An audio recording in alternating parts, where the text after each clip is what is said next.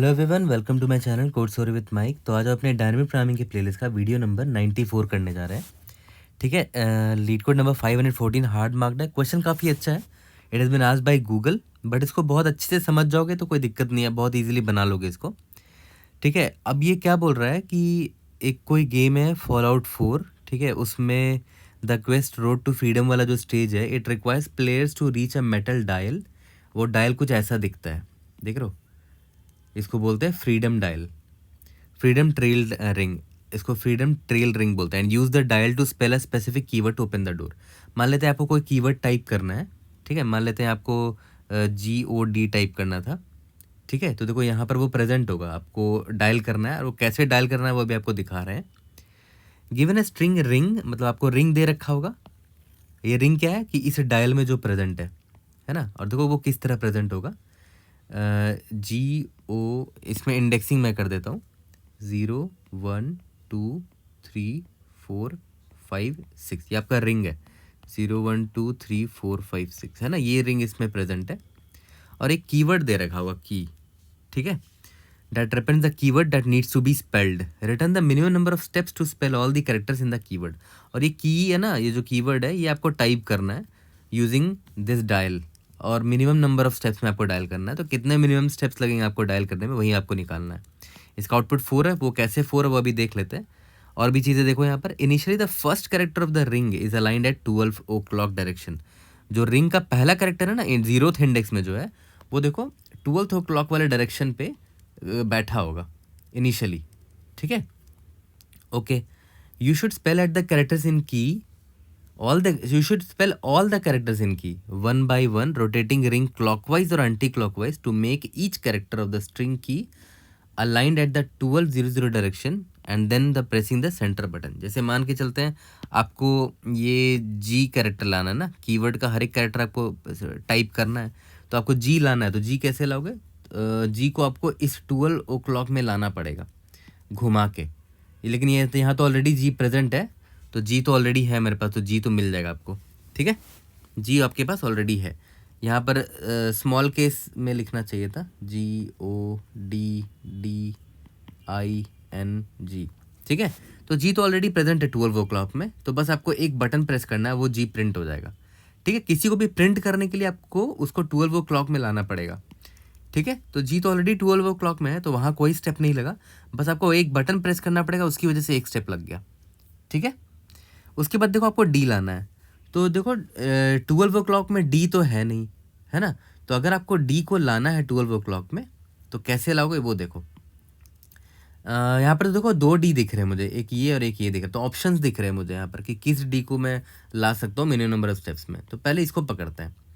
अगर मैं anti clockwise घुमाऊँ dial को, तो ये देखो 2 बार में 12 o'clock में पहुँच जाएगा, सिर्फ 2 स्टेप में, एक और एक 2। ठीक है, और अगर मैं इस D को क्लॉकवाइज घुमाऊंगा तो देखो कितना स्टेप लगेगा, 1 2 3 4 5 स्टेप लगेगा। तो ऑब्वियस है एंटी क्लॉक घुमाओगे। ठीक है, क्योंकि यहाँ पर देखो सिर्फ 2 स्टेप लग रहे हैं, तो 2 स्टेप लग रहे हैं। एक ये भी D ऑप्शन में था, बट देख लेते हैं। ये लग रहा है 3 स्टेप एंटी क्लॉक, और क्लॉकवाइज लग रहा है 4 स्टेप। तो एनीवेज ये बेकार ऑप्शन है मेरे लिए। बेस्ट ऑप्शन यही है, ये 2 स्टेप में ही एंटी क्लॉकवाइज में 12 o'clock वाले डायरेक्शन में पहुँच जा रहा है। तो मैं 2 स्टेप लगाया D को 12 o'clock में पहुंचाने के लिए। ठीक है, D अब 2 स्टेप में यहाँ आ चुका है। ओके, लेकिन इसको प्रिंट करने के लिए एक बार बटन को प्रेस भी करना पड़ेगा, तो 2+1 किया मैंने। ठीक है, तो G और D प्रिंट हो गया मेरा। अब देखो कितने स्टेप्स लगे, टोटल 4 स्टेप्स लगे, 1 + 2 + 1, ये आपका आंसर है। ठीक है, तो देखते हैं हमारा थॉट प्रोसेस क्या होना चाहिए, कैसे क्या इंट्यूशन लगाएंगे हम लोग इसमें। ठीक है, और इसको कैसे सॉल्व करेंगे। तो सबसे पहले तो एक चीज़ मैं आपको दिखा देता हूँ। जैसे मान के चलते हैं, फॉर एग्जांपल आपका जो की था ना, वो था, मान लेते हैं D था और N था। ठीक है, तो चलो एक ट्राई करते हैं। सबसे पहले D को प्रिंट करना है, तो मुझे एक चीज़ तो पहले ही दिख गया कि D में ऑप्शन है, या तो ये D को मैं प्रिंट कराऊँ 12 o'clock में लाके, ये 12 o'clock है, 0th इंडेक्स वाला 12 o'clock है स्टार्टिंग में, या तो मैं इस D को लाऊँ। तो ऑप्शन तो दिख गया, बट कोई बात नहीं, पहले इस D को ट्राई करते हैं, पहले वाले D को। अब इसमें क्या है कि या तो मैं एंटी क्लॉकवाइज घुमा के इसको 12 o'clock के पास लाऊं, या फिर क्लॉकवाइज घुमा के वापस से यहाँ पर लाऊं। ठीक है, तो पहले तो देख लेते हैं कि एंटी क्लॉकवाइज लाने में कितने स्टेप्स लगेंगे।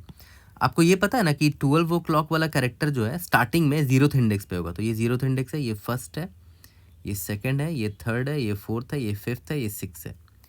ठीक है, तो स्टार्टिंग में 12th ओ क्लॉक में जो भी कैरेक्टर है वो 0th इंडेक्स पे होगा। ठीक है, और आपको डी को लाना है। तो पहले मैंने सेकंड इंडेक्स वाले डी को ट्राई मार रहा हूँ।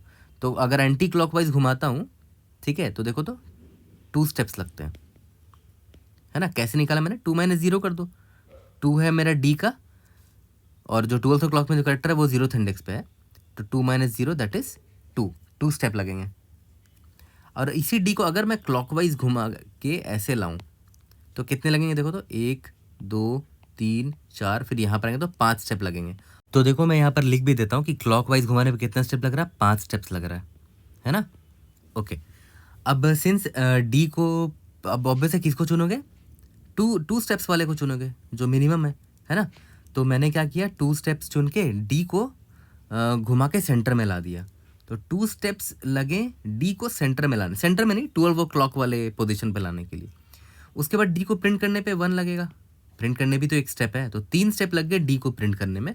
तो अब देखो डी जो है 12 क्लॉक के पास आ चुका है। तो ऑब्वियस से जब घुमाओगे, मतलब ये इसको मैंने कैसे घुमा दिया, एंटी क्लॉकवाइज घुमा दिया ऐसे, ताकि डी जो है 12 क्लॉक के पास आ जाए। तो देखो डी यहाँ पर आ जाएगा, इधर इंडेक्स नंबर इधर आ जाएगा डी, फिर यहाँ डी आ जाएगा इसके पीछे वाला, यहाँ आई, यहाँ एन, यहाँ जी, फिर यहाँ जी, यहाँ ओ, क्योंकि यहाँ जो कैरेक्टर था वो पीछे चला गया होगा ना घूम के, और ये डी यहाँ, ये डी यहाँ, एंड सो ऑन। ठीक है, तो बस हमने कुछ नहीं किया, रोटेट कर दिया इसको एंटी क्लॉकवाइज 2 बार। ठीक है, तो अब देखो क्या हुआ कि ये 12 क्लॉक पर आ गया मेरा डी अब। ठीक है, और आना भी था उसको, फिर एक स्टेप लगा के मैंने प्रिंट भी कर लिया।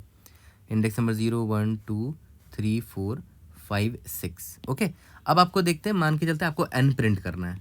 ठीक है, तो देखते हैं यहाँ पर एन कहाँ कहाँ प्रेजेंट है। एन तो बस एक ही जगह प्रेजेंट है। तो अब आप पर आप इसको एंटी क्लॉकवाइज घुमाओ, तो देखते हैं एंटी क्लॉकवाइज अगर घुमाया जाए तो कितना स्टेप लगेगा। एंटी क्लॉकवाइज मतलब ये ऐसे घुमाओगे। ठीक है, तो 3, इसका इंडेक्स 3 है, एंटी क्लॉक में जो 12 क्लॉक उसका इंडेक्स 0 है, तो 3 - 0 3 स्टेप्स लगेंगे। अगर क्लॉकवाइज घुमाना चाहते हो तो कितना लगेगा, 1 2 3 4 लगेंगे, 4 स्टेप्स। ऑब्वियस सी बात है, आप 3 स्टेप्स चुनोगे। ठीक है, तो 3 स्टेप लगेंगे इसको मुझे कहाँ लाने पे, एन को यहाँ लाने पे, N G G O D D I, कुछ ऐसा हो जाएगा फिर मेरा स्ट्रिंग लास्ट में, है ना। एन यहाँ पर आ जाएगा 12 क्लॉक वाले पोजीशन पे। ठीक है, यहाँ तक क्लियर है। ओके, तो कितना स्टेप लगा एन को यहाँ लाने में, 3 स्टेप लगा। तो यहाँ पर एन को लगा 3 स्टेप, और प्रिंट करने पे 1 स्टेप लगेगा। ठीक है, तो टोटल कितना हो गया, 2 + 1 डी के लिए और प्लस 3 + 1 एन के लिए। तो 3 1 4 4 3 7 लगे टोटल स्टेप्स। आंसर मेरा 7 आना चाहिए। ठीक है, तो लेकिन आप एक चीज़ देख रहे हो, यहाँ पर एक चीज़ हम लोग को ज़रूरी नहीं था करना, बट फिर भी हम कर रहे थे, हम रोटेट कर रहे थे स्ट्रिंग को। असली में आपको करने की ज़रूरत नहीं है, आप चाहे तो बिना रोटेट किए भी निकाल सकते हो ये आंसर्स। जो मैं अभी आपने आंसर निकाला ना, बिना रोटेट किए भी निकाल सकते हो। देखो मैं आपको अभी सिखाता हूँ कैसे। तो देखो विदाउट रोटेशन आप नंबर ऑफ स्टेप्स कैसे निकालोगे। आपका की अभी भी वही है, डीएन निकालना है आपको, प्रिंट करना, और ये आपका रिंग दे रखा है। ठीक है, तो स्टार्टिंग में तो आपको पता ही था कि हाँ इंडेक्स नंबर 0 पर मेरा प्रेजेंट होगा 12 क्लॉक वाला, इंडेक्स नंबर 0 पर। ठीक है, तो मैं ऐसे बोल दूं कि चलो ऐसे मान के चलता हूँ कि रिंग इंडेक्स मतलब क्या हुआ कि 12 क्लॉक अभी किस इंडेक्स को पॉइंट कर रहा है। ठीक है, तो मैं रिंग 12 क्लॉक अभी 0th इंडेक्स को पॉइंट कर रहा है। ठीक है, 12 क्लॉक को मैं रिंग इंडेक्स बोलता हूँ। ठीक है, ओके, अब देखते हैं आपको डी लाना है ना। ठीक है, तो सबसे पहले देखो ढूंढेंगे भाई डी कहाँ पर है। पहले तो इधर देखा डी नहीं है, डी नहीं है, हाँ यहाँ एक डी मिला, तो पहले इसको ट्राई मारेंगे, फिर बाद में इस डी को भी ट्राई मारेंगे।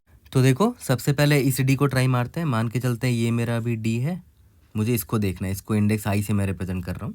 ओके, क्योंकि यहाँ पर देखो मुझे डी ही चाहिए था, तो मैं डी ढूंढा मैंने रिंग में मैंने डी को ढूंढा। ऑब्वियस सी बात है, इसको मान लेते हैं ये की इंडेक्स है। की इंडेक्स में अभी कौन सा कैरेक्टर है, डी है, और मुझे डी यहाँ पर ढूंढना है। तो मुझे डी मिला। अब मैं देखता हूँ क्या क्या कर सकता हूँ। सबसे पहले कि इस डी को अगर मुझे एंटी क्लॉकवाइज लाना है ना, एंटी क्लॉकवाइज करके लाना है, तो देखो तो अभी रिंग इंडेक्स जो है वो 0 इंडेक्स पर है।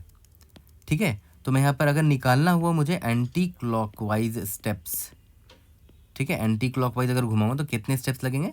अभी मुझे कैरेक्टर जो है डी वो कौन से इंडेक्स पर है, 2 पर है ना, मतलब आई पर है, माइनस रिंग इंडेक्स अभी कहाँ पर है, मतलब 12th क्लॉक वाला इंडेक्स कहाँ पर है, इंडेक्स नंबर 0 पर है। ठीक है। तो आई माइनस रिंग इंडेक्स कर दो, ठीक है, रिंग इंडेक्स कर दो। ऑब्वियसली डिस्टेंस तो यहाँ से निकल ही जाएगा, मतलब 2 माइनस 0 दैट इज 2 स्टेप्स लगेंगे। ऑब्वियस सी बात है, यहाँ से यहाँ गया फिर यहाँ से गया, तो दो बार घुमाना पड़ेगा एंटी क्लॉकवाइज, तब जाके डी जो है ना वो 12th o'clock वाले पोजीशन पर आ पाएगा। फिर आप उसको प्रिंट कर देना, तो 2 लगा 12th o'clock लाने में, और फिर प्रिंट कर दोगे तो 2 + 1 कितना हो जाएगा, 3 स्टेप्स हो जाएगा इन टोटल, ठीक है। इसके बाद अब देखते हैं कि भाई अगर इस डी को मैंने क्लॉकवाइज घुमाया, क्लॉकवाइज ऐसे करके, फिर यहाँ 12 o'clock पर लाए तो कितना स्टेप्स लगेगा, देखो तो 1 2 3 4 फिर 5, ठीक है। तो इसको लाने का एक सिंपल सा तरीका पता है क्या है, देखो यहाँ पर एंटी क्लॉक में तो ये वाला इतना दूरी था ना, 2 दूरी था, कितना दूरी था, 2 स्टेप्स था। अब पूरे लेंथ में ये 2 स्टेप्स माइनस कर दो तो बच जाएगा कितना, पूरा लेंथ कितना है देखो तो 1 2 3 4 5 7 है, इस 2 स्टेप्स को माइनस कर दो, इतने पार्ट को माइनस कर दो, ठीक है, 2 स्टेप्स को, 2 स्टेप जो लग रहे थे, तो कितना हो गया 5। अब देखना हर बार वही होगा, 5 स्टेप में ये डी वहाँ आ जाएगा, 1 2 3 4 5। देखना अभी आगे और करके दिखाऊंगा, ये आपको समझ में आ जाएगा कि ऐसा क्यों हो रहा है, ठीक है। तो मैं फिर से रिपीट करता हूँ कि अगर मैं क्लॉकवाइज घुमाना चाहूँ तो क्या मुझे करना चाहिए कि टोटल जो लेंथ है पूरा रिंग का, उसमें एंटी क्लॉकवाइज का जो स्टेप्स लगा था उसको माइनस कर दो, है ना। इट मेक सेंस ऑल्सो, पूरा लेंथ में आपने क्या किया, एंटी क्लॉकवाइज में जितना स्टेप्स लगा, 2 स्टेप लगा था ना, मतलब ये दोनों कवर करने के लिए 2 स्टेप लगा था, तो पूरा लेंथ में आपने 2 स्टेप माइनस कर दिया तो 5 आ गया, 1 2 3 4 5, है ना। तो ये 5 क्या निकल के आया कि अगर इस डी को क्लॉकवाइज घूम के इस जी के पास आना हुआ, 12th o'clock के पास आना हुआ, तो कितना स्टेप लगेगा। तो टोटल लेंथ 7 है, माइनस एंटी क्लॉक में कितना लगा था, 2, 7 - 2 5 स्टेप्स लगा, ठीक है। तो ऑब्वियस ही बात है, किसको चुनोगे, एंटी क्लॉकवाइज घूमोगे या क्लॉकवाइज घूमोगे, ऑब्वियस है एंटी क्लॉकवाइज घूमोगे, तो इसीलिए 2 स्टेप मैंने लिया कि 2 स्टेप लेंगे इस डी को, तब ये इधर आ जाएगा, और प्रिंट करने पे 1 लगेगा, तो 2 + 1 3 स्टेप्स लग गए डी को प्रिंट करने पे, ठीक है। एक पॉसिबिलिटी ये थी कि मैं इस डी को यूज़ करता, मैं बोल रहा हूँ कि मैं इस डी को यूज़ करता, तो इस डी को प्रिंट करने में देखो तो कितना लग रहा है, अगर क्लॉकवाइज जाए तो 3 स्टेप लगेगा, एंटी क्लॉकवाइज जाए तो 7 - 3 4 स्टेप लगेगा, 1 2 3 4 स्टेप लगेगा। तो ऑब्वियस बात है, एनीवेज दोनों है ना इस 2 से बड़ा ही है, तो ऑब्वियस है मैं इसी डी को प्रेफर करूँगा प्रिंट करना, इसी डी को मैं प्रेफर करूँगा। तो प्रिंट हो गया, ठीक है। अब याद करो, थोड़ी देर पहले मैंने आपको बताया था ना कि जब ये डी प्रिंट क्यों हुआ होगा, पक्का ये हमने क्या किया, इसको एंटी क्लॉकवाइज घुमा के डी को इस 12th o'clock पे ला दिया था।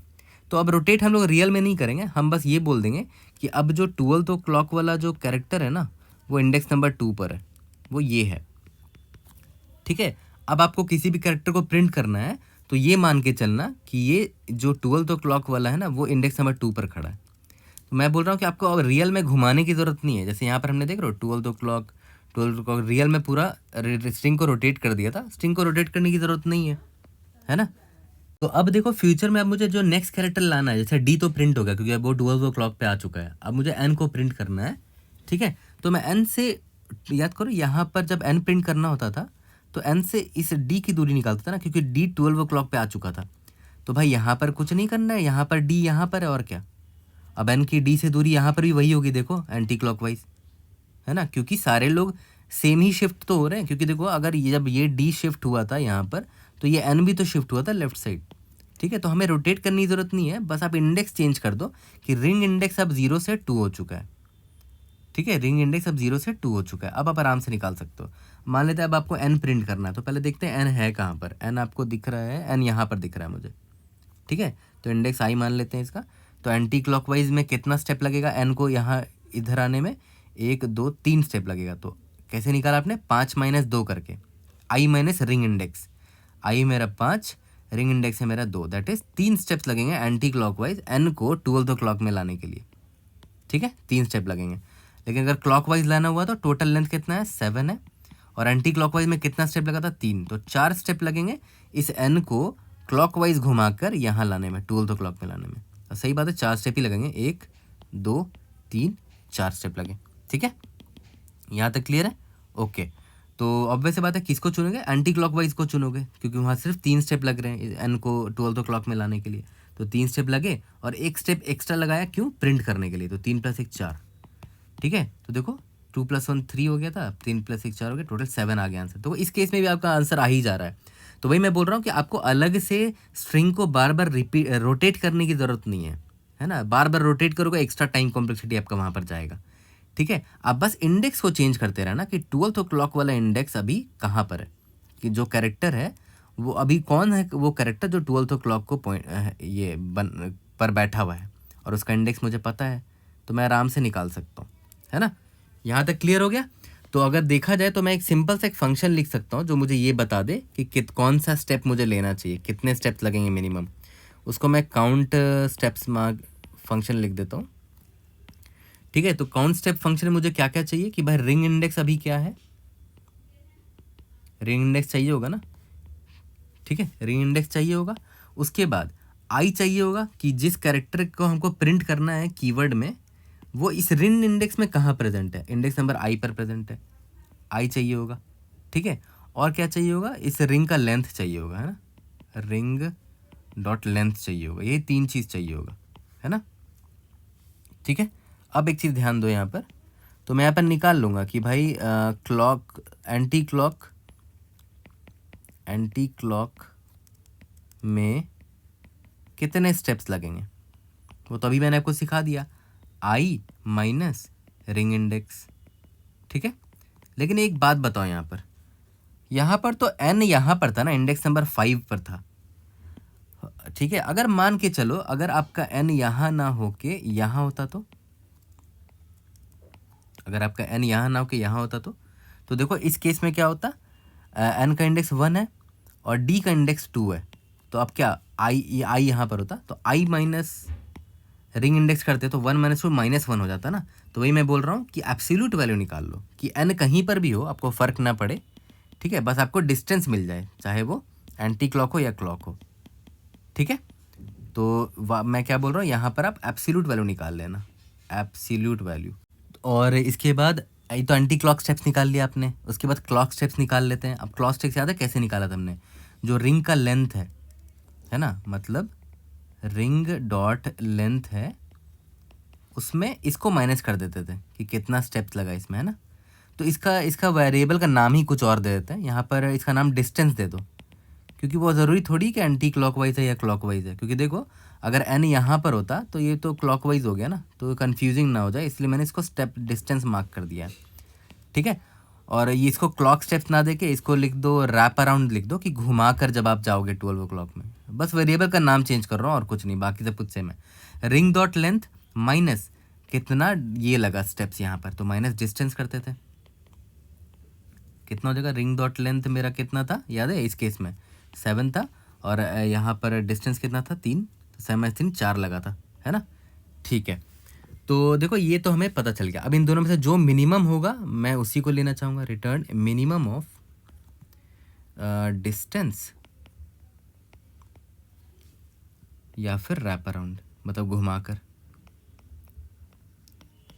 ठीक है, जैसे यहाँ पर इस केस में मैं दोबारा रिपीट कर दूं कि मान लेते हैं अगर आपको एन प्रिंट करना होता, ठीक है, अगर आपको एन प्रिंट करना होता तो आपने क्या किया, एन का रिंग इंडेक्स से, रिंग इंडेक्स मतलब ये 12th क्लॉक जहाँ पॉइंट कर रहा है, एन को 12th क्लॉक में ले जाने के लिए कितना स्टेप्स लग रहा है, 5 - 2, एक तो 3 स्टेप लग रहा है, एब्सोल्यूट वैल्यू 3 लग रहा है, या तो घुमा के रैप अराउंड करके ऐसे 4 स्टेप लग रहा है। तो अब वैसे 3 वाले स्टेप को आप लोगे, है ना। ओके, यहाँ तक क्लियर हो गया, टोटल 4 स्टेप लगे, तो अब वैसे जो मिनिमम होगा मैंने उसी को भेजा यहाँ पर। तो ये चीज़ तो आपको क्लियर होगा कि मिनिमम स्टेप्स आप कैसे निकालोगे, ये कि रैप अराउंड करके लिया जाए या फिर डायरेक्टली जाया जाए 12th क्लॉक के पास।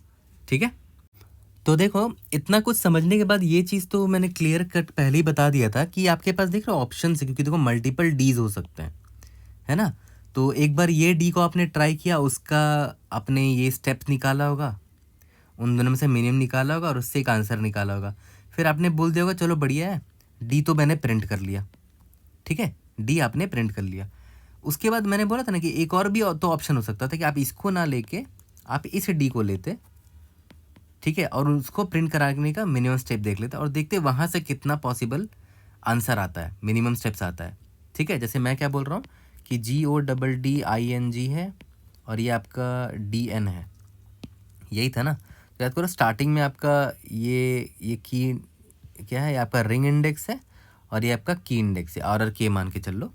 ठीक है, तो सबसे पहले तो आपने देखा कि अच्छा आपको ये प्रिंट करना है ना, डी प्रिंट करना है, तो यहाँ पर डी कहाँ पर है वो देख लेते हैं। और ये आर रिंग इंडेक्स मतलब क्या हुआ कि अभी ये जी है वो 12 o'clock को पॉइंट कर रहा है, याद रखना।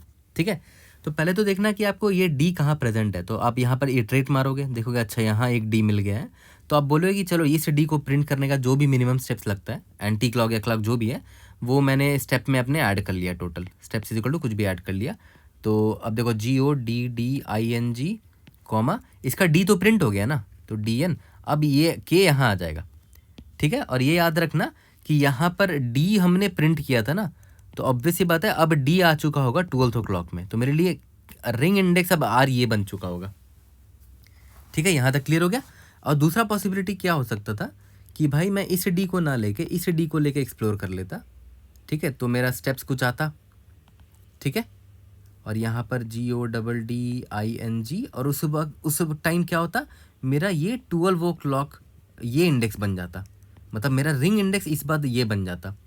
ठीक है, और यहाँ पर DN है और डी तो प्रिंट करवा ही दिया मैंने, और यहाँ पर आ जाता मेरा के वाला इंडेक्स, की इंडेक्स। ठीक है, अब देखो ध्यान दो, दोनों पॉसिबिलिटी से जो भी आंसर आएगा उसका मिनिमम आप यहाँ पर ले लोगे, क्योंकि आपको मिनिमम स्टेप्स निकालना है। ठीक है, तो और एक चीज़ ध्यान दो, देखो यहाँ पर रिंग इंडेक्स चेंज हो गया ना, इधर भी इधर रिंग इंडेक्स क्या देखो, तो यहाँ मैं लिख देता हूँ, रिंग इंडेक्स यहाँ पर क्या है 0 1 2, रिंग इंडेक्स यहाँ 2 बन चुका है, यहाँ पर रिंग इंडेक्स 0 1 2 3 बन चुका है। ठीक है, अब देखो रिकर्शन और डीपी की तरफ हमें क्यों जाना चाहिए इस सोल्यूशन, इस प्रॉब्लम को बनाने के लिए, क्योंकि देखो यहाँ पर जो रिंग इंडेक्स चेंज हुआ ना, रिंग इंडेक्स 3 और यहाँ पर रिंग इंडेक्स 2, वो रिंग इंडेक्स चेंज होने की वजह से, और हमें मान लेते हैं और भी कैरेक्टर्स होते, तो मान लेते हैं हमारे कीवर्ड में और भी कैरेक्टर्स होते हैं DNEXZBH, और वो सारे कैरेक्टर यहाँ भी प्रेजेंट होते हैं, मान के चल लो कि प्रेजेंट है, रिंग में भी प्रेजेंट है वो सारे कैरेक्टर्स। यहाँ पर क्या EXZBH, तो देख लो अगर रिंग इंडेक्स 2 है तो जो रिमेनिंग कैरेक्टर्स आने वाले हैं उनका अलग आंसर हो सकता है, और अगर रिंग इंडेक्स 3 है तो जो रिमेनिंग कैरेक्टर्स आने वाले हैं उनका अलग आंसर हो सकता है। इसीलिए देखो हमें रिकर्शन में जाना ही पड़ेगा इसको सॉल्व करने के लिए, है ना। कोई भी सटीक तरीका नहीं है कि मैं एक बार में बता दूं कि हाँ ये बेस्ट पाथ होगा, आपको सारे पाथ एक्सप्लोर करके जो मिनिमम आंसर होगा वही निकालना पड़ेगा। ठीक है, यहाँ तक क्लियर हो गया। ओके, तो यहाँ पर पहले तो मैं इसको इरेज कर देता हूँ थोड़ा क्लीन दिखने के लिए दोबारा। हमारा एग्जाम्पल तो थोड़ा सिंपल सा था, सिर्फ D और N था। ठीक है, तो यहाँ पर आपको 2 स्टेप दिख गए, है ना, 2 ऑप्शन दिख गए यहाँ पर कि आपने एक बार ये डी को ट्राई मारा, इसे डी को ट्राई मारा, और देखो यहाँ पर उसको बना दिया रिंग इंडेक्स नेक्स्ट टाइम के लिए, और नेक्स्ट टाइम में, और उसके बाद दूसरे ऑप्शन में आपने इस डी को ट्राई मारा, रिंग इंडेक्स बनाया, उसके हिसाब से स्टेप्स निकाला। ओके, और ये डी प्रिंट करके यहाँ पर आप आगे बढ़ गए। ठीक है, दोनों में से जो मिनिमम होगा वो आपका आंसर होगा। तो देखा है तो बड़ा सिंपल है, इतना ही पूरा ट्री डायग्राम बनाने की ज़रूरत भी नहीं है, इतने ही से आपको क्लियर हो जाएगा। ठीक है, देखो बहुत सिंपल सा, आप इसका सॉल्व फंक्शन आप लिख सकते हो। मैंने क्या बोला, सॉल्व फंक्शन में मैं बता दूंगा कि हाँ रिंग इंडेक्स अभी मेरा 0 है, ये मेरा रिंग इंडेक्स है आर इंडेक्स, और ऑब्वियस है की इंडेक्स जिसको मुझे प्रिंट करना है अभी, वो भी अभी इंडेक्स नंबर 0 पर ही बैठा है, तो के इंडेक्स मान लो की इंडेक्स हो गया ये। ठीक है, और यहाँ पर रिंग वाला स्ट्रिंग भेज देते हैं और की वाला स्ट्रिंग भेज देते हैं, यहाँ तक तो कोई दिक्कत नहीं है। ठीक है, बेकार का ये हार्ड मार्क्ड है, देखा जाए तो बहुत सिंपल सा रिकर्शन लिख सकते हो आप इसके लिए। ठीक है, अब देखो सॉल्व फंक्शन सिंपल सा लिख रहा हूँ, चाहे तो आप वीडियो पॉज करके खुद से सॉल्व फंक्शन लिखो, मैं तो यही सजेस्ट करूँगा। ठीक है, देखो मैंने यहाँ पर रिंग इंडेक्स पास किया, रिंग इंडेक्स, और यहाँ पर इंट के इंडेक्स पास कर दिया, और मैंने स्ट्रिंग रिंग और स्ट्रिंग की भी पास कर दिया। ठीक है, ओके, अब देखो ध्यान दो, मैंने क्या बोला था कि अभी मेरा जो 12 o'clock वाला कैरेक्टर है वो यहाँ पर है, रिंग इंडेक्स में को पॉइंट कर रहा है ना, मैं लिख देता हूँ 12 o'clock यहाँ पर है। ठीक है, तो अब देखो मैंने क्या बोला था कि मुझे देखना है कि हाँ केथ इंडेक्स वाला जो कैरेक्टर है की का केथ इंडेक्स वाला जो कैरेक्टर, वो जो वही प्रिंट करना है, तो मुझे देखना पड़ेगा ना कि वो जो कैरेक्टर है वो इस आर इंडेक्स इस रिंग में कहाँ कहाँ प्रेजेंट है, तो उसके लिए फॉर लूप तो लिखना पड़ेगा ना। याद करो, ये जो डी मुझे प्रिंट करना है, मुझे देखना पड़ता था कि डी कहाँ कहाँ प्रेजेंट है, एक तो यहाँ प्रेजेंट था तो एक ऑप्शन ये गया, एक यहाँ प्रेजेंट था तो एक ऑप्शन ये गया, तो मैं वही कर रहा हूँ, फॉर लूप मार के ही तो सर्च करोगे, तो for int i is equal to 0, I is less than ring dot length, ring में ढूंढ रहे हो ना उस कैरेक्टर को, ring dot length i plus plus. Okay. और जैसे ही आपको दिख गया कि अच्छा अब जो रिंग का ith इंडेक्स पे जो कैरेक्टर है वो एग्जैक्टली बराबर है की का, जिस कैरेक्टर को मुझे प्रिंट करना है अभी, के इंडेक्स को, क्या था, के इंडेक्स है ना, के इंडेक्स, इसको प्रिंट करना। अगर जैसे ही मिल गया तो मैं वैसे बात है रिकर्शन कॉल कर दूंगा कि हाँ भाई रिकर्शन कॉल कर दो और वहाँ से आंसर ले आना। मैंने दोबारा से रिकर्शन कॉल कर दिया, ठीक है। अब देखो ध्यान देना, नेक्स्ट जो रिकर्शन कॉल करूँगा उसके लिए रिंग इंडेक्स क्या होगा, देखो ध्यान दो, तो रिंग इंडेक्स देखो चेंज हो गया था ना, ये रहा यहाँ पर रिंग इंडेक्स चेंज हो गया था। कौन था वो रिंग इंडेक्स, जिसको मैंने अभी यहाँ पर चुना था, आई को चुना था ना, तो देखो रिंग इंडेक्स मेरा चेंज हो गया, इस बार आई है मेरा रिंग इंडेक्स नेक्स्ट टाइम के लिए, ठीक है। देखो ध्यान दो, जो मैंने ट्री डायग्राम बनाया वही मैं कर रहा हूँ। देखो यहाँ पर मुझे डी मिला, क्योंकि मुझे केथ इंडेक्स में यहाँ डी जो है उसको प्रिंट करना था, तो मुझे डी मिल गया, इंडेक्स नंबर आई ये है ना। तो मैंने नेक्स्ट टाइम के लिए ऑब्वियस रिंग इंडेक्स मेरा वो बन जाएगा, डी बन जाएगा, ठीक है। तो आई मैंने भेज दिया, और के ऑब्वियस है के इंडेक्स +1 तो भेजना ही पड़ेगा, क्योंकि +1 भेजना ही पड़ेगा, क्यों, क्योंकि केथ इंडेक्स तो प्रिंट हो जाओगे ना, फिर यहाँ से प्रिंट कर दोगे, ठीक है। कॉमा रिंग और की, ठीक है। बट यहाँ पर आपको वो भी तो ऐड करना पड़ेगा कितना स्टेप्स लगा। अगर आपने इसी के इंडेक्स को प्रिंट कर लिया, ठीक है, तो कितना स्टेप लगेगा मैं यहाँ पर लिख देता हूँ, स्टेप्स कितना लगेगा। मैं सिंपल सा फंक्शन कॉल कर दूंगा, काउंट स्टेप्स, याद करो ऊपर लिखा था मैंने काउंट स्टेप वाला फंक्शन, ये रहा भाई, इसी को कॉल कर रहा हूँ, कुछ नहीं है ना। काउंट स्टेप वाले फंक्शन को मैंने कॉल किया, और उसमें क्या क्या भेजते थे याद है, रिंग इंडेक्स भेजते थे कि रिंग इंडेक्स अभी कहाँ प्रेजेंट है, फिर ith इंडेक्स भेजते थे कि रिंग में वो वाला कैरेक्टर किस इंडेक्स में मिला मुझे, और रिंग डॉट लेन भेजते थे। तो भाई वही चीज़ भेज दो यहाँ पर कि भाई रिंग इंडेक्स अभी कहाँ पर है, आर इंडेक्स भेज दो।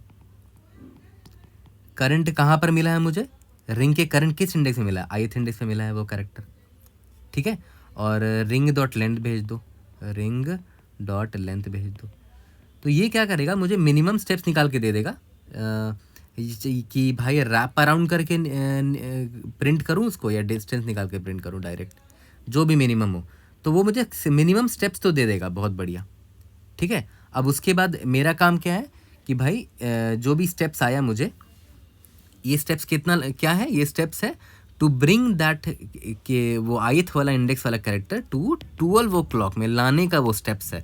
उस पर +1 भी तो करना पड़ेगा, तो +1 मैंने कर दिया। क्यों +1 क्यों करना पड़ा, प्रिंट करने के लिए, ठीक है। यहाँ तक क्लियर है। तो देखो तो टोटल स्टेप्स कितना लगेगा, total steps will be equal to अभी जो स्टेप्स लगा वो प्लस सॉल्व, जो मेरा फर्दर सॉल्व करके ले आएगा। अब मेरा अब सॉल्व की टेंशन है, मेरी टेंशन नहीं है, ठीक है।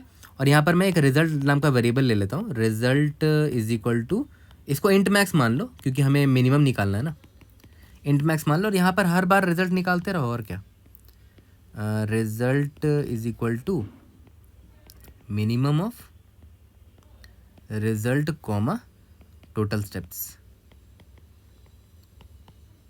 ठीक है। और लास्ट में आपको कुछ नहीं करना है भाई, रिटर्न रिजल्ट निकाल के भेज दो। बताओ क्या हार्ड था इसमें, बहुत सिंपल था। और यहाँ पर बेस केस लिखना जरूरी है, रिकर्शन कॉल कर रहे हो, ठीक है। तो देखो यहाँ पर ध्यान दो क्या क्या चेंज हो रहा है, एक आई चेंज हो रहा है कि के इंडेक्स +1 भेज रहे हैं ना, तो ऑब्वियस सी बात है, आप खुद सोचो, आप रुकोगे कब, जब आपका पूरा कीवर्ड प्रिंट हो जाएगा, जब आपका पूरा कीवर्ड प्रिंट हो जाएगा। तो ऑब्वियस सी बात आपको यहाँ पर ये चेक कर लेना चाहिए कि अगर के इंडेक्स जो है वो आउट ऑफ बाउंड हो गया, इसका मतलब क्या हुआ, आपने पूरा कीवर्ड प्रिंट कर दिया है। के इंडेक्स अगर ग्रेटर देन या equal to ring dot length हो गया, सॉरी की डॉट लेंथ हो गया, इसका मतलब क्या हुआ कि आपने पूरा कीवर्ड को प्रिंट कर दिया है। तो अब आपको कोई स्टेप करने की ज़रूरत नहीं है, अब आपको 0 स्टेप करने की ज़रूरत है। 0 भेज दो कि भाई पूरा कीवर्ड प्रिंट हो ही गया है, तो अब मुझे कोई स्टेप करने की ज़रूरत नहीं है, 0 स्टेप्स करने की ज़रूरत है, तो 0 भेज दिया आपने। बताओ यार कितना सिंपल था, क्यों इसको हार्ड मार्क कर रहा है, आप खुद सोचो। मुझे जनरली हार्ड को ईजी बोलना अच्छा नहीं लगता, क्योंकि डिमोटिवेटिंग भी हो जाता है बहुत लोगों के लिए। बट टू बी ऑनेस्ट देखो सिंपल सा रिकर्शन था ये, है ना। अगर आपको सही में रिकर्शन ईजी लगा तो कमेंट में ज़रूर बताना, वरना मैं और इम्प्रूव करने की कोशिश करूँगा अपनी एक्सप्लेनेशन को। बट मेरे हिसाब से देखो सिंपल सा ट्री डायग्राम बना है, उधर ही से मैंने फिगर आउट कर लिया कि भाई ये तो सिंपल सा ये है, रिकर्शन और मेमोराइजेशन वाला प्रॉब्लम होने वाला है। और तो देखो यार, मैं फिर से रिपीट कर रहा हूँ, मैं जनरली नहीं पसंद करता हूँ एक हार्ड को इजी बोलना। आई नो कि ये हार्ड प्रॉब्लम है, इसकी इजी बोलना मुझे बिल्कुल पसंद नहीं है। बट मैं आपको ये रियलाइज़ कराना चाहता हूँ कि देखो अगर एक बार आपने ट्री डायग्राम बना लिया तो देखो आपके लिए कोड कितना आसान हो गया, सिंपल सा रिकर्शन और मेमोराइजेशन का प्रॉब्लम है, ठीक है। और यहाँ पर फॉर लूप क्यों लगा है वो भी आपको समझ में आ रहा है, क्योंकि भाई आपको चेक करना है ना कि रिंग में कहाँ कहाँ वो वाला कैरेक्टर प्रेजेंट है जो मुझे प्रिंट करना है। तो जहाँ जहाँ प्रेजेंट है वहाँ वहाँ से रिकर्शन मार दिया, ट्राई मार के उसको, ठीक है। और काउंट स्टेप्स कैसे निकालना था वो भी मैंने आपको डिटेल में ऊपर समझा दिया है, ठीक है। अब तो ये तो रिकर्शन लिख दिया मैंने। अब ट्री डायग्राम बनाओगे ना किसी बड़े एग्जाम्पल को तो आपको क्लियर कट दिखेगा, रिपीटिंग सब प्रॉब्लम्स आएंगे, है ना। और आपका ये होमवर्क है कि आप रिपीटिंग सब प्रॉब्लम्स ढूंढो, एक एग्जाम्पल लो बड़ा सा और उसका ट्री डायग्राम बनाओ, ओके। तो देखते हैं मेमोइज कैसे करेंगे। तो मेमोइजेशन करने का हमेशा एक ही ट्रिक मैंने बताया कि भाई देख लो जब रिकर्शन कॉल कर रहे हो तो कितना वेरिएबल्स चेंज हो रहा है, एक यहाँ 2 वेरिएबल्स चेंज हो रहा है। तो मैं मेमोइजेशन के लिए क्या करूँगा, 2D अरे ले लूँगा मेमोइज करने के लिए, ठीक है। और उसमें इनिशियलाइज कर दूंगा -1 से सबको, और अगर -1 नहीं है तो मतलब मैंने उस स्टेट का रिजल्ट निकाल रखा होगा, ठीक है। यहाँ पर आई और यहाँ पर जे जो भी है, मतलब क्या क्या फंक्शन है, आर इंडेक्स और के इंडेक्स है ना। तो मैं यहाँ चेक कर लूँगा कि आर इंडेक्स और के इंडेक्स के लिए ऑलरेडी प्रॉब्लम सॉल्व हो रखा है, नहीं हो रखा है तो उसको रिटर्न सॉल्व कर लो, अगर हो रखा है तो इधर ही से रिटर्न कर दो, ठीक है। मेमोराइजेशन तो ऑलरेडी मैं कई बार आपको बता रखा हूँ, ठीक है। तो जल्दी से रिकर्शन और मेमोराइजेशन का कोड करते हैं, फिर सेम कोड को यूज़ करके बॉटम अप में कन्वर्ट कर लेंगे, ओके। तो चलो पहले इसका कोड कर चलो जल्दी से कोड करते हैं। सबसे पहले अपना पहला अप्रोच से है ना, सिंपल रिटर्न सॉल्व फंक्शन मैंने कॉल कर दिया और मैंने बोल दिया कि भाई करेंटली रिंग इंडेक्स जो है 0 पर है, स्टार्टिंग में तो रिंग इंडेक्स वहीं पर है, ठीक है। और उसके बाद जो मेरा करंट की कैरेक्टर है वो 0th इंडेक्स वाले को मुझे प्रिंट करना है, और रिंग और की मैंने भेज दिया, ठीक है। इंट सॉल्व क्या क्या भेज रहे हैं, इंट रिंग इंडेक्स, इंट की इंडेक्स, स्ट्रिंग एंड की, स्ट्रिंग एंड की, स्ट्रिंग एंड रिंग और स्ट्रिंग एंड की मैंने भेज दिया, ठीक है। आपको याद होगा मैंने बेस केस लिख के बताया था आपको कि अगर की इंडेक्स इज इक्वल टू की डॉट लेंथ तक पहुंच गया, इसका मतलब ग्रेटर देन इक्वल टू भी लिख सकते हो, इसका मतलब कि सारे कैरेक्टर प्रिंट हो चुके हैं, अब मुझे कुछ प्रिंटिंग की जरूरत नहीं है, तो 0 स्टेप्स करने पड़ेंगे आपको। यहाँ तक क्लियर है। इसके बाद int result is equal to int underscore max ले लिया फॉर, अब देखो मुझे क्या करना है, सर्च करना है कि कीवर्ड का की इंडेक्स में जो कैरेक्टर है वो कहाँ कहाँ प्रेजेंट है रिंग में मेरे। I is equal to 0, I is less than ring dot length में ढूंढूंगा i++, ठीक है। If ring of I is equal to key of key index मिल गया। और इसके बाद हम टोटल स्टेप्स निकालते थे ना, टोटल स्टेप्स कितना लगेगा उसको प्रिंट करने में। काउंट स्टेप्स नाम का फंक्शन लिखा था हमने, याद है, उसमें क्या क्या भेजते थे, रिंग इंडेक्स अभी कहाँ पर है, और अभी जिस कैरेक्टर मुझे प्रिंट करना है वो रिंग में कहाँ प्रेजेंट है, ith इंडेक्स में प्रेजेंट है, ठीक है। और रिंग डॉट लेंथ भी भेज देते हैं ताकि ये मुझे ये बता देगा कि करंट कैरेक्टर जो है ना, की इंडेक्स वाला कैरेक्टर, वो रिंग इंडेक्स में जहाँ भी प्रेजेंट है उसको 12 o'clock वाले डायरेक्शन में लाने में कितना स्टेप्स लगेगा। मान लेते काउंट स्टेप से मुझे उतना बता दिया, उसमें +1 मैं क्यों कर रहा हूँ, क्योंकि प्रिंट करने में भी एक स्टेप लगेगा। उसके बाद फर्दर जो रिमेनिंग स्ट्रिंग है वो सॉल्व फंक्शन मेरा सॉल्व करके ला देगा, ठीक है। अब देखो ध्यान दो, अब मेरा रिंग इंडेक्स क्या बन जाएगा, क्योंकि करंट आई वाला जो है वो अब मेरा रिंग इंडेक्स बनने वाला है ना, क्योंकि उसको मैं रोटेट कर दूंगा, और तो आई मेरा वो बन जाएगा, रिंग इंडेक्स वो बन जाएगा, और की इंडेक्स +1 भेजूंगा क्योंकि अब मुझे कीवर्ड का नेक्स्ट वाला कैरेक्टर प्रिंट करना है, ठीक है। रिंग और की भेज दिया मैंने, यहाँ तक क्लियर है। और यहाँ पर मैं रिजल्ट में निकालता रहूँगा जो भी मिनिमम आता रहे मेरा, रिजल्ट कॉमा टोटल स्टेप्स, है ना। एक सेकंड, इसको अंदर लिखना चाहिए था, ठीक है। तो ये मैं रिजल्ट अपना निकालता रहूँगा, यहाँ तक क्लियर हो गया, ओके। अब जैसे ही मैं इस पूरे फॉर लूप से बाहर निकलूंगा, मुझे कुछ नहीं करना, रिटर्न रिजल्ट निकालना, मिनिमम मुझे आंसर यहाँ से मिल जाएगा, okay. As simple as that. Run करके देखते हैं। तो देखो ये तो एक्सपोनेंशियल टाइम कॉम्प्लेक्सिटी है, अभी मैं टाइम और स्पेस कॉम्प्लेक्सिटी आपको बताऊंगा, ठीक है। बट हाँ, काउंट स्टेप्स अभी तक हमने डिफाइन ही नहीं किया, राइट। काउंट स्टेप भी हमें लिख देना चाहिए था, इंट काउंट स्टेप्स जो फंक्शन है। देखो तो हम यहाँ पर क्या क्या पास कर रहे हैं, रिंग इंडेक्स पास कर रहे हैं, मैं लिख देता हूँ इंट रिंग इंडेक्स इंट आई और इंट एन लिख देते हैं, रिंग डॉट लेंथ जो है, ठीक है।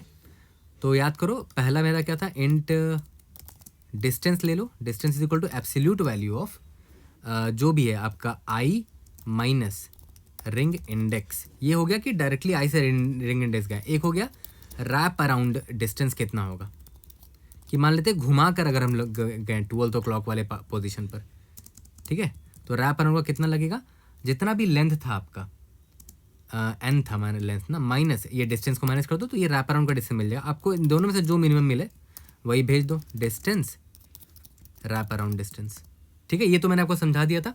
इसको रन करके देखते हैं। ये इसका टाइम और स्पेस कॉम्प्लेक्सिटी भी मैं आपको बताऊंगा, ये विदाउट मेमोराइजेशन है, ठीक है। यहाँ पर हमने क्या कर दिया, हाँ लेट्स सी। इसके बाद इसको मेमोराइज कर देंगे, और मेमोराइज करना भी बहुत आसान है। आपको बस क्या नोटिस करना है, दो वेरिएबल्स चेंज हो रहे हैं, एक रिंग इंडेक्स और एक ये वाला इंडेक्स की इंडेक्स। तो अब वैसे दो वेरिएबल चेंज हो रहे हैं, तो मेमोराइज करने के लिए भी 2D लेना पड़ेगा, 2D अरे लेना पड़ेगा, है ना। टी ले लिया हमने, ठीक है। तो इंडेक्स ही तो चेंज हो रहा है, रिंग इंडेक्स और की इंडेक्स चेंज हो रहा है। तो उनका मैक्सिमम लेंथ देख लेते हैं कितना है, 100 दे रखा है। तो मैंने क्या किया, यहाँ पर 101 और 101 ले लिया। इन दोनों को इनिशियलाइज कर देते हैं, मेमसेट t-1 साइज ऑफ t, ठीक है। और यहाँ पर सब कुछ सॉल्व करने से पहले ही चेक कर लो, if t of ring index और क्या था key index is not equal to -1, मतलब उसका आंसर निकल रखा होगा। तो टी ऑफ, इसको कॉपी पेस्ट कर लेते हैं, रिंग इंडेक्स, ये हम रिटर्न कर देंगे। और अगर ऐसा नहीं हुआ तो रिटर्न करने से पहले स्टोर करते रहेंगे अपने पास्ट रिजल्ट को, ठीक है। सबमिट करके देखते हैं, we should be able to pass all the test cases. इसके बाद हम लोग बॉटम अप पर आ जाएंगे, बट उससे पहले इसका टाइम और स्पेस कॉम्प्लेक्सिटी समझते हैं, इस वाले अप्रोच का, विदाउट मेमोराइजेशन और विथ मेमोराइजेशन। तो देखो टाइम और स्पेस कॉम्प्लेक्सिटी पहले देख लेते हैं। आप खुद सोचो, अगर मान लेते हैं हमने मेमोराइजेशन नहीं किया होता, तो जो भी हमारा कीवर्ड है, मान लेते हैं कीवर्ड में हमारे बहुत सारे कैरेक्टर्स हैं, और यहाँ पर मेरा जो रिंग है उसमें बहुत सारे कैरेक्टर्स हैं, ठीक है। तो वर्स्ट केस में क्या होता है कि कीवर्ड में जितने भी कैरेक्टर्स हैं, मान लेते हैं कीवर्ड के हर एक कैरेक्टर को हम रिंग के हर एक कैरेक्टर से ट्राई मारते हैं, रिंग के हर एक पोजीशन कैरेक्टर से ट्राई मारते। मान लेते हैं यहाँ पर ए होता, इधर हर जगह ए होता, मोस्टली जगह ए होता। तो देख रहे हो, इस ए को हम हर एक जगह से ट्राई कर रहे हैं, या तो इससे ट्राई कर रहे हैं, या तो इससे ट्राई कर रहे हैं, या तो इससे ट्राई कर रहे हैं। एंड वर्स्ट केस में क्या कर रहे हैं, for every character in the key we are trying for every possible position in the ring, है ना, यही कर रहे हैं। तो ध्यान देना मैं क्या बोल रहा हूँ, for each character in the key we will explore all possible positions in the ring recursively, बार बार उसको ट्राई मारते रहेंगे, ठीक है। तो ऑब्वियस ये बात है, हमारा टाइम कॉम्प्लेक्सिटी एक्सपोनेंशियल जाएगा, कि भाई मान लेते हैं इसका लेंथ m मान लो, इसका लेंथ n मान लो, तो m में जितने भी कैरेक्टर्स हैं वो हर एक n पॉसिबिलिटी को ट्राई मारेगा। तो m का पावर n जाना चाहिए, स्पेस मतलब ये एक्सपोनेंशियल चला जाएगा, m का पावर n टाइम कॉम्प्लेक्सिटी जाएगा, तो एक्सपोनेंशियल जा रहा है, ऑब्वियस आप सारे पॉसिबिलिटी को ट्राई मार रहे हो, ठीक है। और दूसरा क्या है मेरा, विथ मेमोराइजेशन। तो विथ मेमोराइजेशन तो बहुत सिंपल था, कि हमने 2D DP अरे लिया था, और मैक्सिमम हम वहाँ पर कितना स्टेट्स विजिट करेंगे, जो 2D DP अरे था हमारा, इतना स्टेट्स विजिट कर रहे थे। इसका की का लेंथ m है, इसका लेंथ n है, तो m cross n states visit करेंगे, इससे ज़्यादा विजिट नहीं करेंगे। लेकिन याद करो, हर स्टेट्स विजिट करते वक्त हम एक फॉर लूप भी चला रहे थे, याद है, रिंग के लेंथ का। तो रिंग का लेंथ मान लेते हैं n है, तो m into n square time complexity हो जाएगा हमारा, है ना। हर पॉसिबिलिटी के वक्त आप एक फॉर लूप चला रहे थे ना अंदर, रिकर्शन जो हमने लिखा था, तो देखो यहाँ पर एक फॉर लूप चला रहे थे अलग से, ठीक है। तो m इंटू n और इंटू n, यानी कि m इंटू n स्क्वायर हो गया हमारा टाइम कॉम्प्लेक्सिटी, ओके।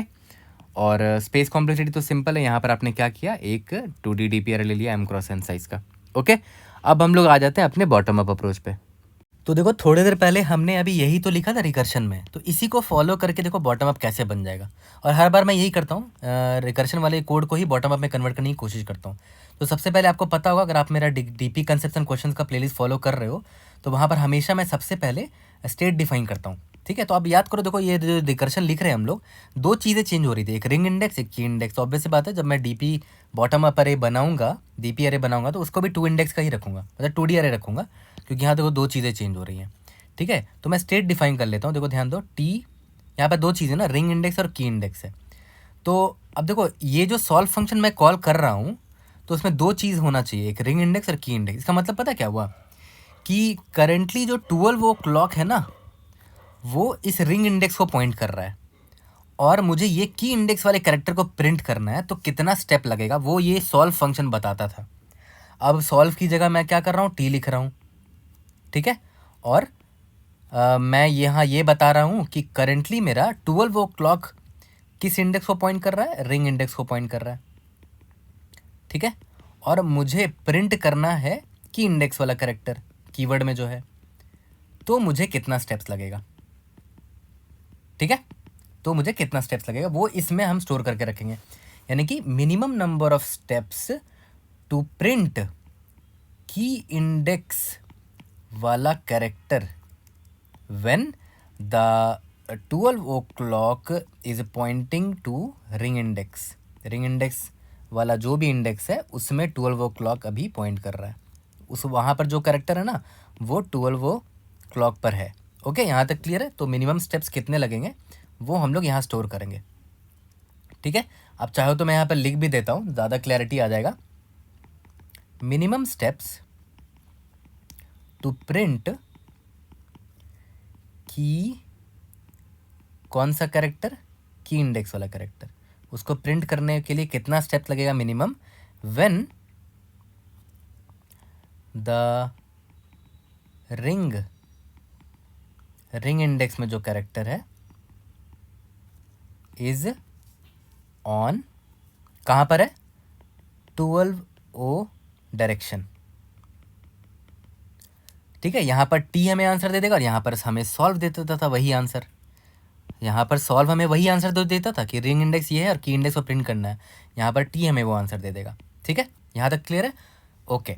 अब आपको याद होगा 50 बार मैं ये चीज़ अब बता रखा हूँ, फिर भी मैं यहाँ पर एक बार रिवाइज करवा देता हूँ कि मैंने आपको बोला था ना, देखो रिकर्शन पर ध्यान दो, जब कॉल कर रहे हो यहाँ पर रिकर्शन, तो देख रहे हो जब आपको करंट रिंग इंडेक्स और की इंडेक्स का आंसर चाहिए होता है, तो देख रहे हो की इंडेक्स +1 से आप आंसर निकालते थे। की इंडेक्स प्लस मतलब फ्यूचर फर्दर इंडेक्स में जाके आप कॉल करते थे, वहाँ से आंसर निकालते थे। बट आप यहाँ पर 2D जब बॉटम अप में आप भरते हो, तो याद कर, मान लेते हैं आपको यहाँ का भरना है, ठीक है। ये आपका रिंग इंडेक्स है, ये आपका की इंडेक्स है, तो की इंडेक्स +1 से आप आंसर निकाल ही नहीं सकते, क्योंकि देखो ये सब तो अभी भरा ही नहीं है आपने अब तक, आगे का एंट्रीज तो अभी तक भरा ही हुआ नहीं है, राइट। तो ऑब्वियस है आप टॉप से यहाँ से भरना मत स्टार्ट करना, आप उल्टा भरना स्टार्ट करो, नीचे से भरना स्टार्ट करो, ठीक है। मैं इनको क्लियर कर देता हूँ, इन सबको क्लियर कर देता हूँ, ठीक है। तो मैं क्या बोल रहा हूँ कि आप नीचे से भरना स्टार्ट करना, ऊपर से भरना मत स्टार्ट करना, क्योंकि देखो की इंडेक्स +1 कॉल कर रहे हो आप, है ना। तो यहाँ पर टी वाले केस में की इंडेक्स +1 तो अभी स्टोर्ड ही नहीं होगा, क्योंकि अगर आपको रिंग इंडेक्स और की इंडेक्स का आंसर चाहिए, इसका आंसर चाहिए, तो देखो की इंडेक्स +1 यानी कि ये वाला ये इसका आंसर अभी तक स्टोर्ड ही नहीं है। मान लेते रिंग इंडेक्स कोई भी रहे, मान लेते ये रहे, बट यहाँ पर इसका आंसर स्टोर्ड ही नहीं है अभी तक, हमने अभी इस आंसर निकाले नहीं, क्योंकि तो फ्यूचर की बात है, इसीलिए हम उल्टा भरेंगे इसको। और ये भी चीज़ मैंने कल वाले वीडियो में भी बताई थी आपको, मिनिमम फॉलिंग पाथ सम में, फॉलिंग पाथ सम 2 में भी बताए थे कि हम क्यों उल्टा डायरेक्शन में भरना की कोशिश करते हैं मोस्टली, जिससे हमारी आसानी हो जाए। वरना आप ऊपर से भी भरना स्टार्ट कर सकते हो, उसका भी बहुत सारे तरीके हैं, उस केस में आपको रिकर्शन अलग तरीके से लिखना पड़ेगा, ठीक है। बट रिकर्शन का सबसे सिंपलेस्ट तरीका मुझे यही दिखा और इसी को मैं कन्वर्ट करना चाहता हूँ बॉटम अप में, ठीक है, ओके। अब एक बात बताओ मुझे, आपको रिकर्शन वाला कोड का ये वाला पार्ट याद है, बेस केस, इसमें क्या हुआ था, की इंडेक्स जो था एग्जैक्टली की डॉट लेंथ के बराबर हो गया था, तो आंसर क्या था, 0 था। तो भाई रिंग इंडेक्स चाहे कोई भी हो, मुझे फ़र्क नहीं पड़ता, घंटा भी फ़र्क नहीं पड़ता, अगर की इंडेक्स जो है वो मेरा की डॉट लेंथ के बराबर हो गया तो उसका आंसर 0 होगा, दैट्स इट।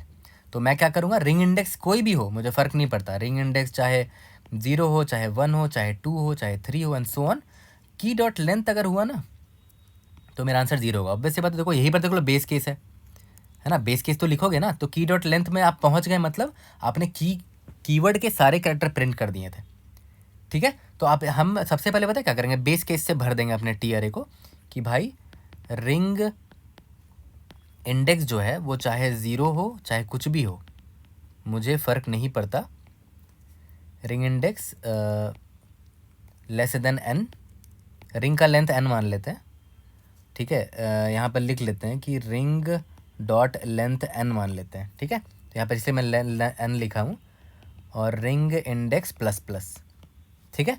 मुझे बस क्या करना है, टी ऑफ रिंग इंडेक्स,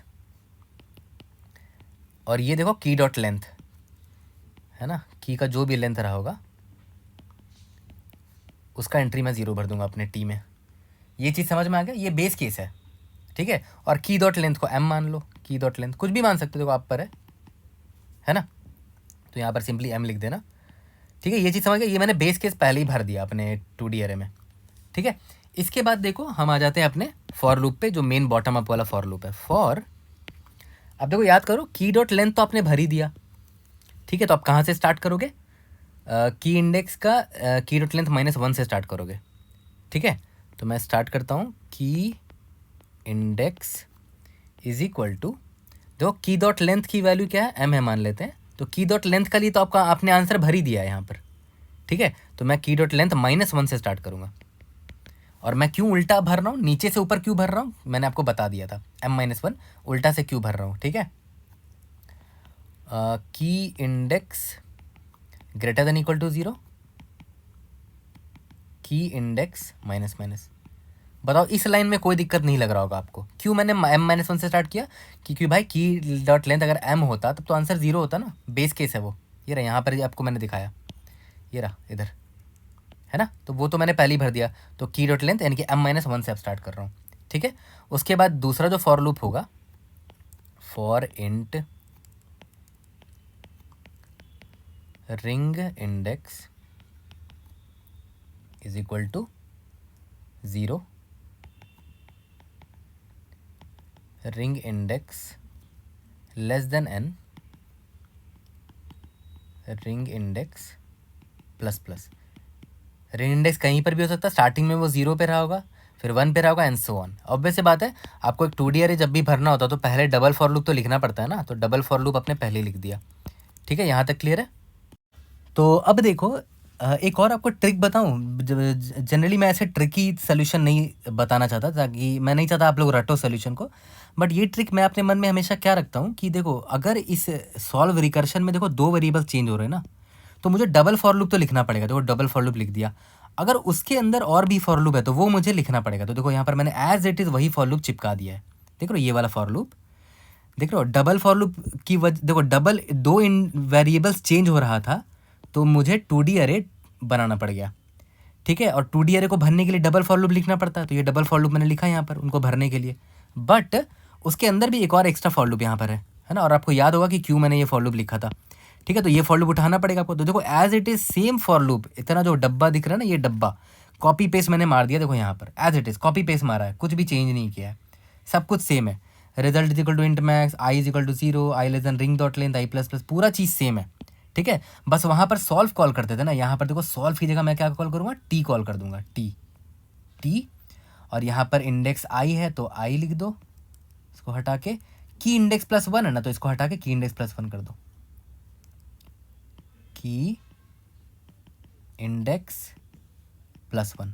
बस आपको याद होगा कल मैं मिनिमम फॉलोइंग पास टर्म 2 भी किया था, तो ऐसे ही तो किया था, फॉर लूप को ऐसे आसानी से चिपका के सॉल्व की जगह बस टी कर दिया था, ठीक है। यहाँ तक क्लियर हो गया। तो इसके बाद कुछ नहीं, जो भी आपका रिजल्ट में आपका मिनिमम वैल्यू आया होगा उसको आप स्टोर कर दो, T of ring index key index is equal to result store कर दो, ठीक है। बस यहाँ पर फाइनल कर दो, ठीक है। अब एक चीज़ देखते हैं कि फाइनली हमें रिटर्न क्या करना है, हम रिटर्न क्या करेंगे वो हमें देखना है ना। अब देखो, तो देखो उसके लिए ना मैंने टेबल पूरा ड्रॉ कर दिया आपके लिए कि रिंग अगर ये गॉडिंग है, कि अगर जेडी आपको प्रिंट करना है, और आपको स्टेट ऑलरेडी पता था कि टी री आर इंडेक्स, अभी आर इंडेक्स इसको पॉइंट कर रहा है, और मुझे केथ इंडेक्स वाला कैरेक्टर प्रिंट करना, तो कितना स्टेप लगेगा वो टी में स्टोर्ड होगा, कि टी आर इंडेक्स के इंडेक्स पे। और आपको मैंने ये भी बताया था कि देखो जब हम रिकर्शन कॉल करते हैं तो के इंडेक्स +1 भेजते हैं, है ना, इसीलिए हमें, और के इंडेक्स +1 हमें ऑलरेडी पता थोड़ी होगा यहाँ पर, अगर हम यहाँ से भरेंगे तो आगे का हमको आंसर पता ही नहीं होगा। के इंडेक्स मान लेते हैं ये है, तो के इंडेक्स +1 का हमें आंसर भी पता ही नहीं होगा, इसीलिए मैं क्या बोल रहा हूँ कि उल्टा भरते हैं, मतलब यहाँ से नहीं भरेंगे, इधर से नहीं भरेंगे, हम क्या करेंगे, इधर से भरेंगे, ऐसे उल्टा भरेंगे, ठीक है। तो इससे देखो फ़ायदा क्या होगा हमारा, हमारे पास ऑलरेडी के इंडेक्स +1 का आंसर स्टोर्ड होगा पहले से ही, ठीक है। तो देखो अभी आपको क्लियर हो जाएगा। यहाँ पर देखो सबसे पहले तो ये याद करो कि मैंने क्या बोला था कि के इंडेक्स का वैल्यू, जैसे यहाँ पर देखो के इंडेक्स का लेंथ कितना है, यहाँ पर के का लेंथ कितना है, 2 है ना, तो मैंने 3 लेंथ का ले लिया कॉलम, ठीक है। तो ये इंडेक्स नंबर 0 पर जी है, इंडेक्स नंबर 1 पर डी है, इंडेक्स नंबर 2 पर कोई है ही नहीं, इंडेक्स नंबर 2 मतलब आउट ऑफ बाउंड हो गया, मतलब हमें कोई स्टेप करने की ज़रूरत नहीं। तो याद करो इसको हमने 0 0 फिल कर दिया था, चाहे कोई भी आर इंडेक्स हो मेरा, कोई भी आर इंडेक्स किसी को भी पॉइंट कर रहा हो, आंसर 0 ही होगा, ऑब्वियस सी बात है, क्योंकि के इंडेक्स आउट ऑफ बाउंड हो गया, मतलब सारे हमने कैरेक्टर प्रिंट कर दिए हैं अपने कीवर्ड के, ठीक है। उसके बाद याद करो फॉर लूप जो हमने चलाया था, कैसे चलाया था कि भाई के इंडेक्स एम का तो हमने निकाल दिया था ना, इसका लेंथ अगर एम है, इसका लेंथ अगर एन है, तो ये एम हो गया, ये m-1 हो गया, ये m-2 हो गया, है ना। तो हमने m का तो निकाल दिया, अब हमें m-1 से स्टार्ट करना था। तो याद करो पहला वाला फॉर लूप कैसे था कि ये कि की इंडेक्स मेरा m-1 से स्टार्ट होगा, मतलब यहाँ से स्टार्ट होगा, मतलब पहले मैं देखूंगा इस कैरेक्टर को प्रिंट करने में कितना लगेगा, है ना। तो आप खुद याद करो, अगर आपको d को प्रिंट करना है और आपका रिंग इंडेक्स जो है वो 0 को पॉइंट कर रहा है, ठीक है, तो मैं यहाँ पर आपको दिखा भी देता हूँ करके, GODDING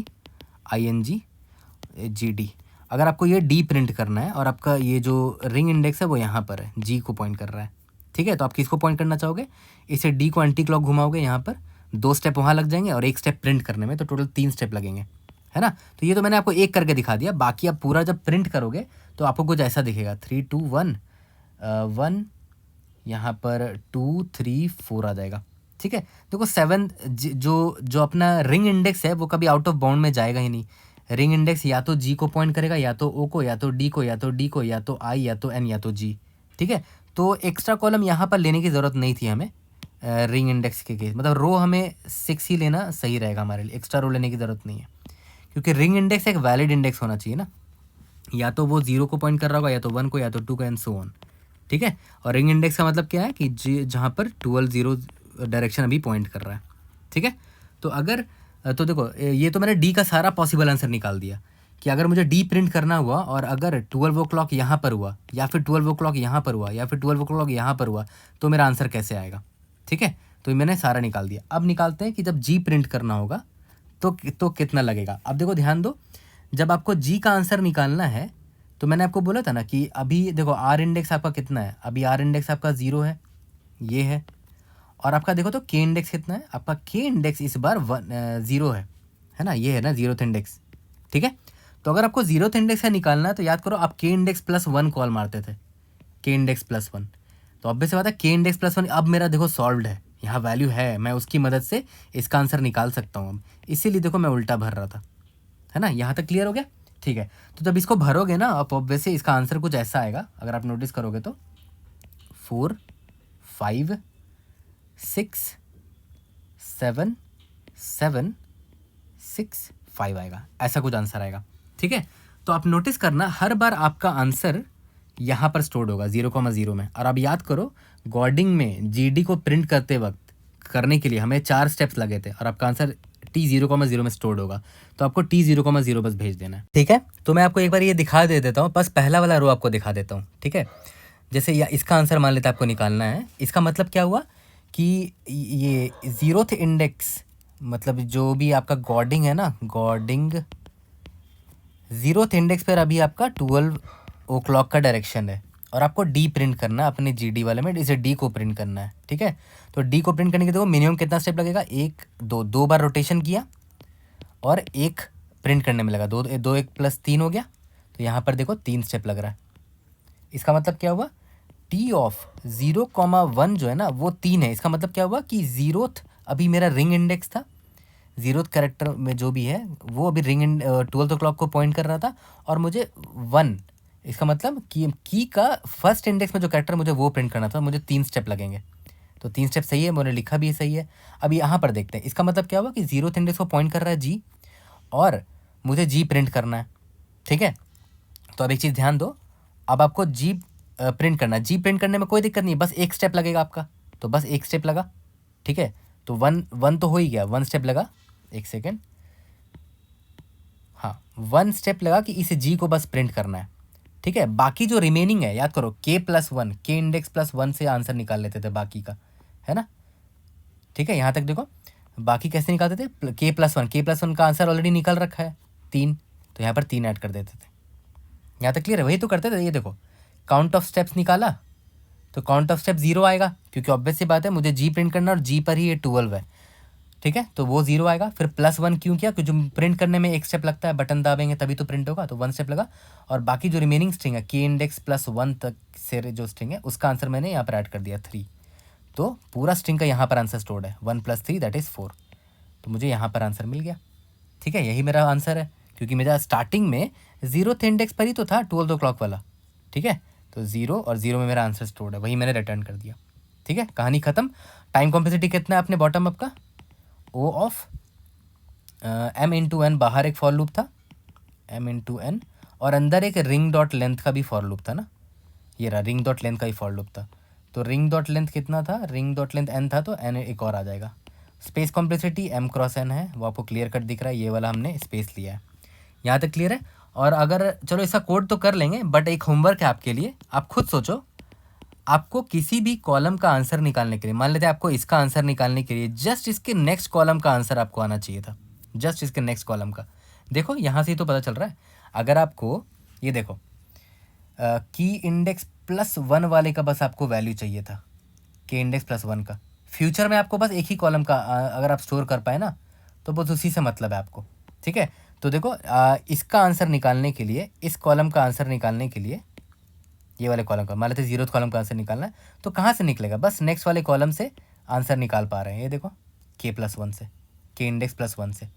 ठीक है, तो अब ये पूरा 2D अरे ना बना के बस एक ये ले लो कि भाई ये मेरा प्रीवियस कॉलम है, ये मेरा करंट कॉलम है। करंट कॉलम को निकालने के लिए प्रीवियस कॉलम से आंसर निकाल रहे हैं, फिर जब ये निकाल लेंगे तो ये प्रीवियस बन जाएगा, और इससे के बाद जो यहाँ पर कॉलम आएगा वो मेरा करंट कॉलम बन जाएगा, एंड सो ऑन। तो ये भी बहुत सिंपल है, लेकिन आप ये आपका होमवर्क रहेगा कि ये स्पेस ऑप्टिमाइजेशन आप मुझे करके दिखाना और कमेंट में ज़रूर डालना। ठीक है, स्पेस ऑप्टिमाइजेशन कोड। बट ज़रूरी था कि लॉजिक समझना, कैसे रिकर्शन वाले कोड से हम बॉटम अप में आते हैं, वो मैंने आपको समझा दिया। जल्दी से इसको कोड करते हैं और इसको फिनिश करते हैं। और एक और ज़रूरी चीज़, एक और वीडियो आएगी, लेकिन वो ग्राफ के प्लेलिस्ट में आएगी। इसी प्रॉब्लम को आप डाइक्स्ट्रा से भी सॉल्व कर सकते हो, मॉडिफाइड डाइक्स्ट्रा से। ठीक है, तो वो वीडियो आज ही आएगी, लेकिन उसके लिए एक अलग वीडियो आएगी। अभी मैं डीपी वाले प्लेलिस्ट में डाल दे रहा हूँ ये वाले वीडियो को, एक अलग वीडियो आएगी जिसमें डाइक्स्ट्रा से बनाऊंगा इसी प्रॉब्लम को। तो चलो कोड करते हैं और फिनिश करते हैं। तो चलो अब हम लोग आए थे अपने बॉटम अप अप्रोच पे। ठीक है, तो याद करो काउंट स्टेप्स वाला फंक्शन तो चेंज नहीं होगा ना, ये तो लॉजिक अभी भी वही रहेगा। तो इसको मैं अभी भी कॉपी पेस्ट कर देता हूँ। काउंट स्टेप्स वाला का फंक्शन का तो लॉजिक सेम रहेगा, बस हमको रिकर्शन को हटा के बॉटम अप में कन्वर्ट करना है। ठीक है, तो पहले मैं लेंथ निकाल लेता हूँ, रिंग डॉट लेंथ और इंट m = की डॉट लेंथ। ठीक है, अब मुझे बॉटम अप अरे लेना है। ठीक है, तो बॉटम अप अरे 2D होगा मेरा, तो देखो 2D अरे मैंने ले लिया n+1 और m+1, और इनिशियलाइज मैंने क्या कर दिया, सबको इंट मैक्स से इनिशियलाइज कर दिया, क्योंकि मुझे मिनिमम निकाला है लास्ट में। ठीक है, तो सबसे पहले मैं बेस केस फिल कर लेता हूँ, int ring index = 0, ring index is less than n, ring index ++। ठीक है, टी ऑफ रिंग इंडेक्स कुछ भी हो, अगर मेरा जो की डॉट लेंथ वाला इंडेक्स में पहुंच गया है ना, मतलब m में पहुंच गया, तो मेरा इसका आंसर 0 होगा। मतलब मैंने सारे कैरेक्टर्स प्रिंट कर दिए हैं, तो की इंडेक्स मेरा m हो गया, मैं की इंडेक्स m पर पहुंच चुका हूँ। ये तो मेरा रिकर्शन से बेस केस मैंने उठा लिया था। इसके बाद तो बहुत सिंपल है, फॉर इंट की इंडेक्स = याद करो 0 से नहीं, m-1 से स्टार्ट करेंगे, है ना, क्योंकि देखो m के लिए तो मैंने आंसर लिख दिया था ऑलरेडी। ये m-1 से स्टार्ट करेंगे, की इंडेक्स > 0 होगा, की इंडेक्स -- होगा। यहाँ तक क्लियर है। इसके बाद for int ring index = 0, ring index is less than n, ring index ++। ठीक है, यहाँ तक क्लियर है। तो अब एक चीज़ ध्यान दो, यहाँ पर फिर से मैं रिपीट कर रहा हूँ, की इंडेक्स m के लिए मैंने आंसर ऑलरेडी भर दिया था यहाँ बेस केस, इसलिए देखो की इंडेक्स मैंने m-1 से स्टार्ट किया, रिंग इंडेक्स 0 से स्टार्ट किया, क्योंकि देखो रिंग इंडेक्स हर कैरेक्टर के लिए एक बार रिंग इंडेक्स 0 लेकर चलेंगे, एक बार रिंग इंडेक्स 1 लेकर चलेंगे, एक बार रिंग इंडेक्स 2 लेकर चलेंगे, एंड सो ऑन। ठीक है, सारे पॉसिबिलिटी हमें निकालना है।